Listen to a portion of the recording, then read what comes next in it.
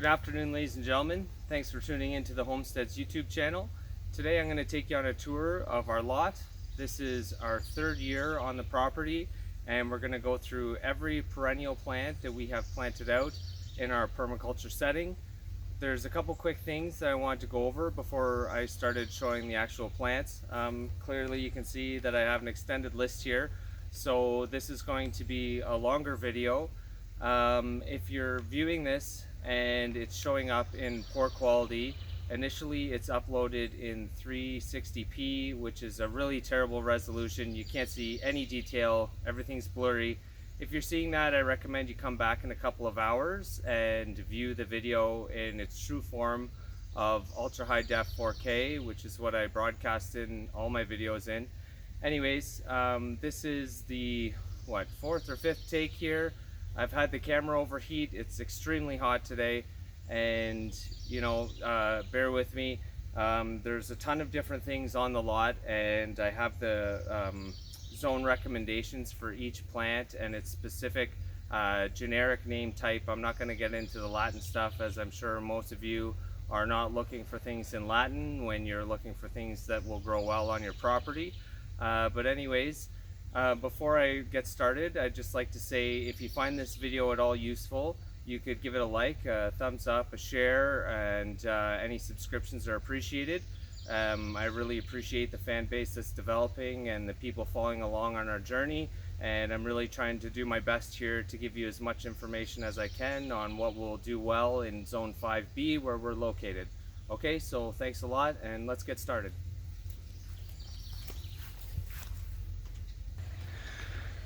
Okay, so here's the first plant that we planted out 2 years ago.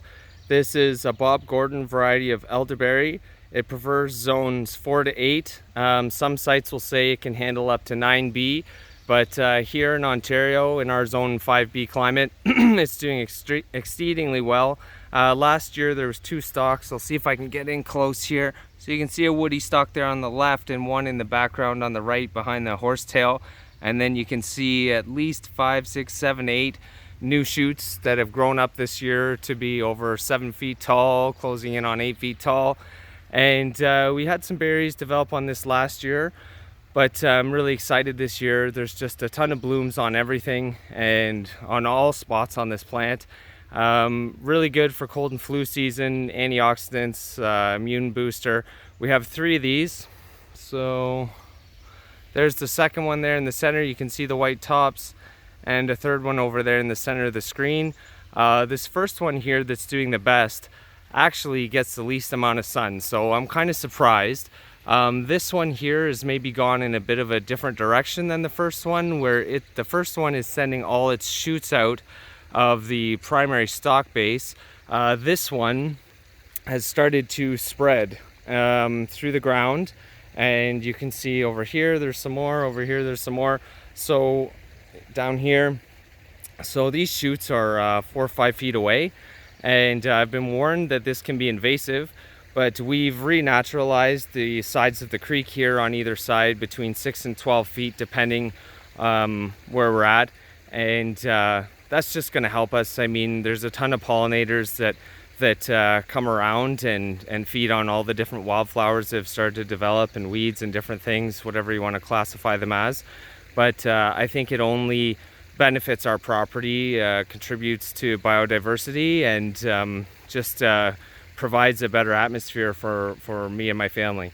Okay, so yeah, here's the third one. It's mostly sending up its shoots around the base. And last year I took a cutting and just stuck it in the ground, and there's another one developing that I'm going to dig up and give to somebody.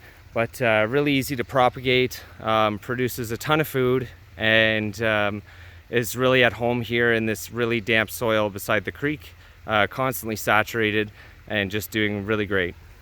Next here we have Illinois ever-bearing mulberry. So this produces best in zones 4 to 6. There's some Japanese beetles there doing their thing. But anyways, so this is this plant's second year, same as the elderberries. But you can see there's some fruit set in there. We had some fruit set last year The kids enjoy these sweet berries, they're delicious. I had 2 more, but they both died off in the spring. They had bud sets on them, but for some reason they didn't make it. I don't know if the soil is just damper down there. You can see that it kind of slopes downhill, and I'm not entirely sure. There was some ants that had made a nest in the wood chip mulch underneath them that I had applied before the winter this spring, so maybe a little too much air around the roots. But maybe nature did us a favor there, as these things will grow very big. I can't remember exactly, maybe up to 50 feet, 60 feet, something ridiculous for a berry producing bush in my mind. But delicious berries, good hardy plant, and is already producing food for us. Okay, here's another prime location on the property. We're facing east, so these are southern exposure. These are dwarf cherry trees. I have 2 varieties. There's the Lapins, which produces a sweet variety of cherry, and Kristen, which is very good at fertilizing. The Kristen likes zone 4 to 8, and the Lapins is 5 to 9, so kind of right on our border of what I'm comfortable with on the property at 5B. I try to always buy things that are suitable down to zone 4, as we do have some very cold winters from time to time here in Ontario. But I've interplanted these opposing plants. Every other plant is a different variety. So the first one's Lapins, then it's Kristen, Lapins, Kristen again. So that's going to help with fertilization and berry production, or cherry production I should say. This year, because both of these can only fertilize one another or pollinate one another, and they're not grafted trees, I've saved all the seeds, all the pits from them. They're drying now, and I'm going to cold stratify them and put them into pots in the spring, and hopefully we get some free tree production from food that we've planted on our property. That's the plan anyways. Next, down in here, first year we were here, so 3 years ago, rookie mistake. You can see kind of in the middle there, that stick. These are high bush cranberries. The mistake I made was thinking that these were true cranberries. They're not. They will grow quite high and wide. They prefer zones 2 to 7, so would absolutely have no problem overwintering in a 5. And one unique thing about these that I've noticed is that every year in the spring, when they first develop their foliage, there's a small caterpillar larva, very small, black and yellowy striped thing, excuse me, and it consumes 100% of the vegetation off this plant and strips it right back down to stalk. And then after they've all fallen off and died off or developed or whatever it is that they do, the foliage comes bouncing back. This is a really resilient plant. It can handle really soggy conditions. Thus, it's why it's halfway down the embankment here. This soil is pretty saturated, but I think I'm going to transplant these as they can handle most soil types and sun amounts. They can even handle almost full shade. So I'm going to transplant them eventually over to the shaded area you can see there. They don't produce a lot of food that I would really consider edible, like things that you're going to just pick off the plant and eat, but they do produce some food that we can make into juices and sweeten and jams, and they're healthy, they're good for you. But I mean, they're so bitter that even the birds leave them on the stalk. So not really something that we're going to really be eating, just hand picking and eating. Okay, here's a section that is going to be coming under development in the next couple of years. As you can see, there's a ton of natural stuff here. In the last couple of years, I've trenched off the right side of the screen here. There's a bunch of springs that come out and form this creek that's flowing behind us. And I've built 2 or 3 trenches, 3 trenches, to try to divert the water to keep one side dry. So I planted these plum trees, which you probably can't even make out. It's so dense, the brush and foliage and stuff back here. But this first one here is a superior plum. It produces a sweet plum, prefers zones 4 to 8, and has done well growing. You can see that I haven't kept up with knocking the weeds and ferns and different growths around it. And I did knock off a branch. I've been clearing out the other side of the bush here, of the creek here, excuse me.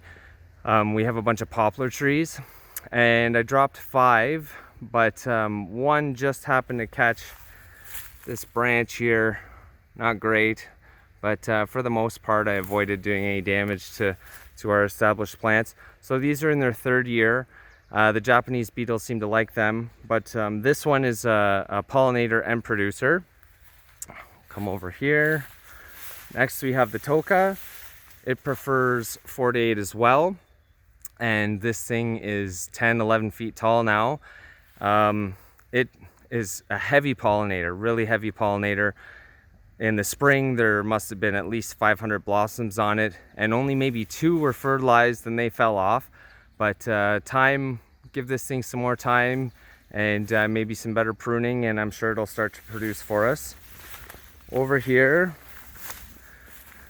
this guy has it's a Juanita plum. Will grow down to zone 3, so good for our environment. It was developed in the early 1900s by a First Nations man in Canada, and I think it's a great addition to our property. It just attracts all the pests though. I mean, unbelievable the amount of pests I find on this thing. You can see on the back the die-off that we had last year. We had an exceptionally harsh winter. Started snowing in October and we still had snow on the ground in May. So a really long winter. I thought for sure it was going to die, and then it produced some new growth, a ton of flowers, and they were all pollinated. There was probably 30 or 40 pollinated plums that started out on this, and then half of them died off. And here you can see it's flat. Deer decided that it would sleep and snack all night and took all the plums off of it. I thought initially that maybe it was this tree's swan song trying to reproduce itself before it died, but the new growth tells me otherwise. This section alone here is over 2 feet, 2.5 feet, and there's a bunch of new growth on it. So I'm hopeful that this plant will continue to grow and produce food for us. It's in a good spot. Plums don't like wet feet, so that's why I built the trenches.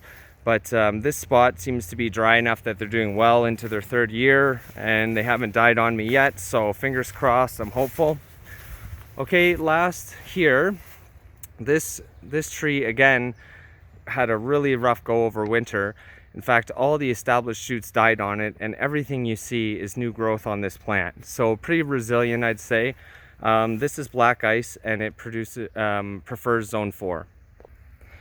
Okay, so a new addition to the lot this year. These are Aronia berries. This is the Viking variety. They prefer zones 3 to 8. Just put them in the ground this year. They're okay with completely saturated soils and all different soil types.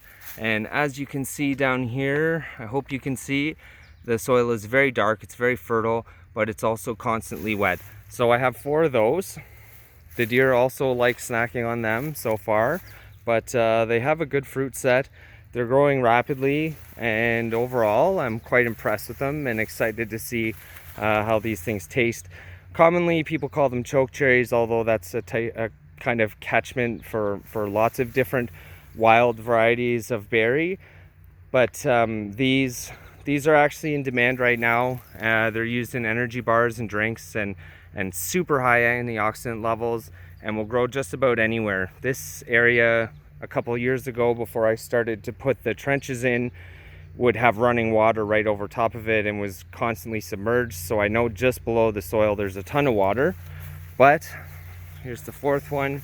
You can see that the tips have all been chewed off, but this one's doing the best. There's just berries everywhere on it, and it's its first year in the ground. So yep, super impressed with this species.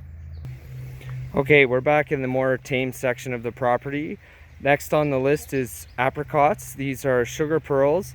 The nursery that I purchased my plants off of for the past few years anyways, they just gave me a couple of these. Now apricots will only usually live to be about 15 to 20 years old, but you can see the original stalk there. You can see that it's cut off just above that section there, and this is all new growth that it's put out this year.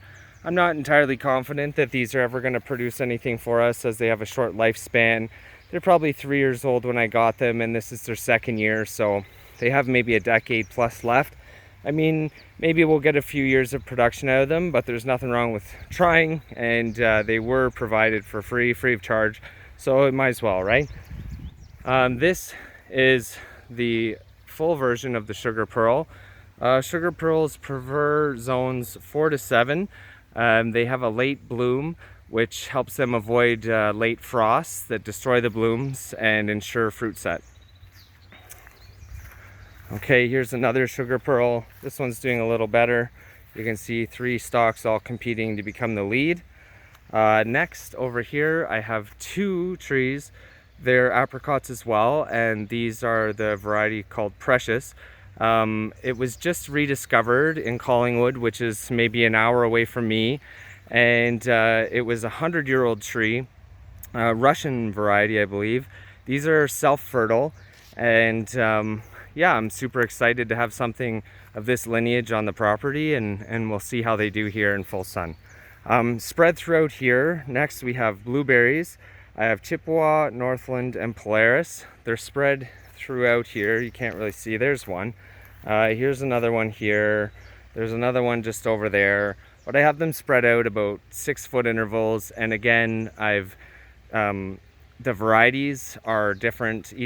Each one that's beside another one is of a different variety, as cross-pollination is important with these plants. Again, we've renaturalized this section. You can see some black-eyed Susans in there. I don't know who planted those, but there's a lot of milkweed, and there's some monarchs that are starting to come back to the property since we started to let this stuff grow back in on its own. And yeah, we're happy with this part right here.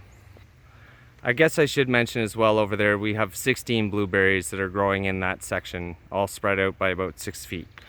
Okay, next, something that's outside of my comfort zone and I only learned about a couple years ago, we have some pawpaws. So pawpaws are very unique. They need 2 years, 1 to 2 years. They start out as an understory growth, so they need shade, dappled sun at the most. These are maybe even getting a little too much sun, as I've cleared some of the ferns that were growing over top of them, but they're still doing fine. I have 3 different varieties. There are the PA Goldens, the KSU Atwoods, and the Shenandoahs. So they pollinate. They're just such a unique plant.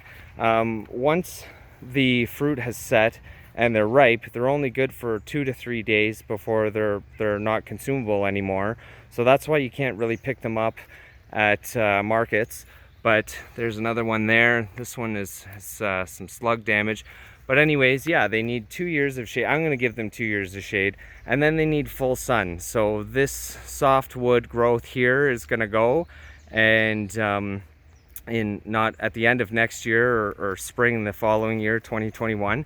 And this will be a full sun spot.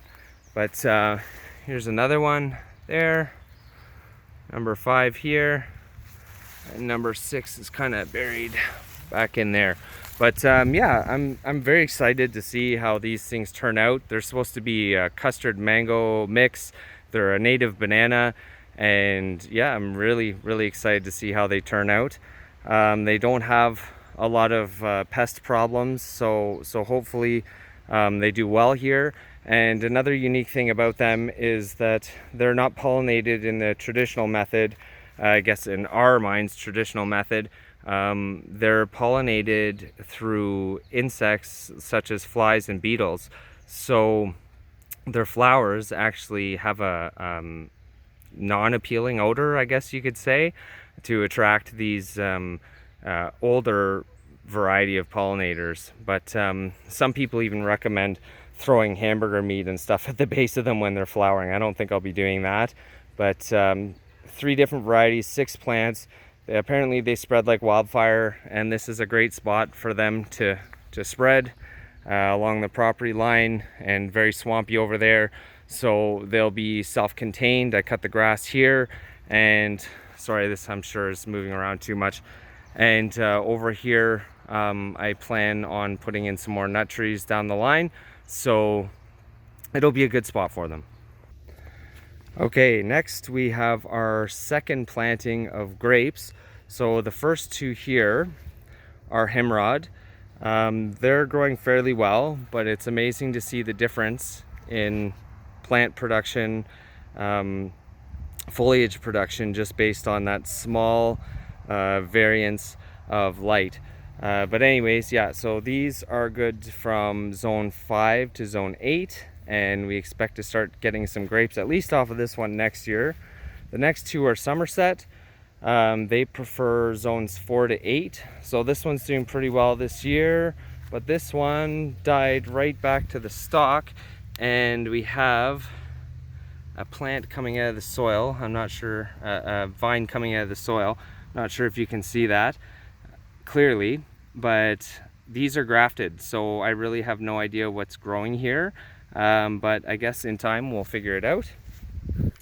And the last two on this side of the fence are called Trollhagen. They prefer zones 4 to 8. We'll continue along the fence line. So the front of the property here is a lot more cleared, and I've planted much more intensively, we'll say, in the front.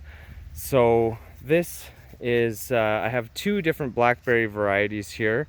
This one is called a Balsar. I received a gift certificate last year for my birthday and purchased this one, and it has done extremely poorly. I thought it was dead initially. It was really late to send out any foliage, but it's still kicking, and it prefers zones 4 to 5 up to 10. Hopefully it kind of gets its act together for us and takes off. These ones, I'm not entirely sure what the variety is. My grandmother just provided me with a couple of stalks, and they are loaded out. I guess grandma knows best. So there's a ton of berries in production in here. I'm not sure if you can see them all, but just a ton. So those should start ripening up very soon. Okay, over here, this is called Primus currant. It will grow down to zone 3 and can produce up to 20 kilograms per plant. I transplanted in a previous video, I think 9 or 10, something like that, currant bushes away, and these ones, excuse me, last year in the fall were in their first year, so I didn't want to transplant them, but they've doubled in size this year and just are loaded with berries for their second year. My other ones are all 3 years old, and that shot right in the middle, totaling all those berries, that's how many the other 8 or 9 have together combined. And you know, so I'm going to do some cuttings with these and try to keep producing some more of these. They've been a great addition so far to the lot. Okay, back over